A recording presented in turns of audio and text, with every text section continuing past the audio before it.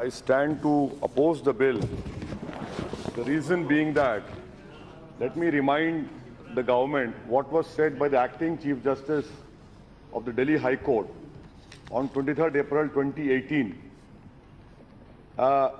Justice Geeta Mittal had observed that whether the government knew what is the root cause of rapes, is it educating people, as the rapists in several cases are juveniles or someone known to girls? The Honorable Chief Justice said, did you carry out a study, any scientific assessment that death penalty is a deterrent to rape? Have you thought of the consequences to the victim? How many offenders will allow their victims to survive now that rape and murder have the same punishment? This is what was said by the acting Chief Justice of Delhi High Court, Justice Geeta Mittal.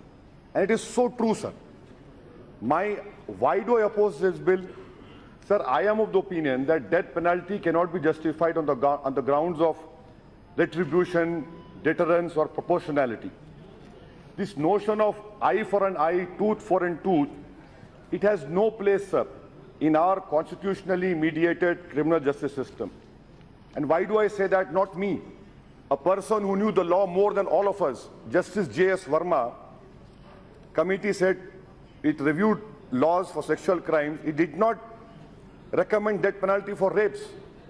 Again, sir, Law Commission 22nd report, it favored death penalty for all crimes, only those related to terror. Now, what we can do? Yes, we need a deterrent. Sir, in our country, as you know very well, sir, there are 5,000 vacancies in judiciary.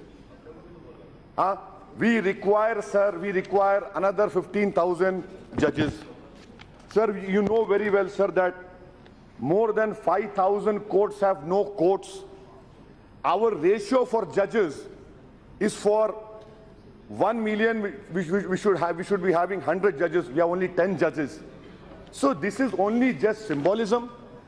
This bill, if it's made a law, it will be doing more injustice to our daughters. Why can't the government, sir, dedicate a special children-friendly court so that in the rape trial, it does not become a traumatic experience for the victim? 98% of the victims know the perpetrators. And will the victim want the perpetrators to be given that death sentence, sir?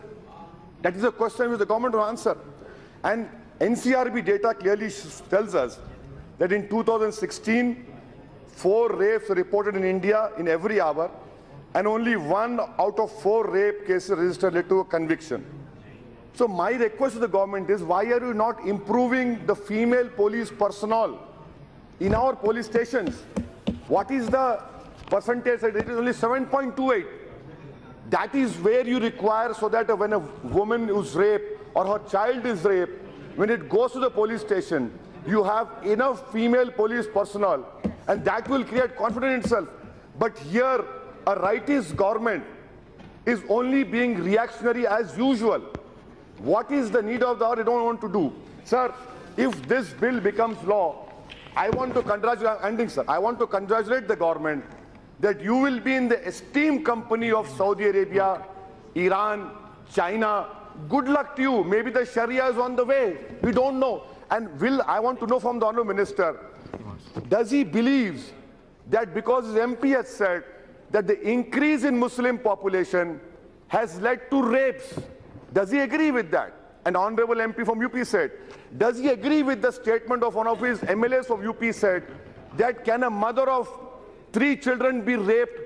Does he agree about his own legislators in a part of our country stood for the victim, stood for the perpetrators of crime?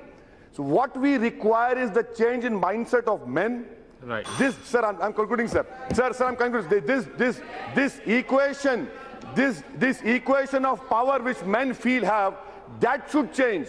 Laws will not stop rape of children. Mentality of men can, if it changes, that will happen. You bring in change in the judiciary. This is only mere symbolism, sir. The government is only doing an eyewash. They are not interested in children, in protecting. In fact, their track record is they are supporting the perpetrators of child rapes. Thank you, sir.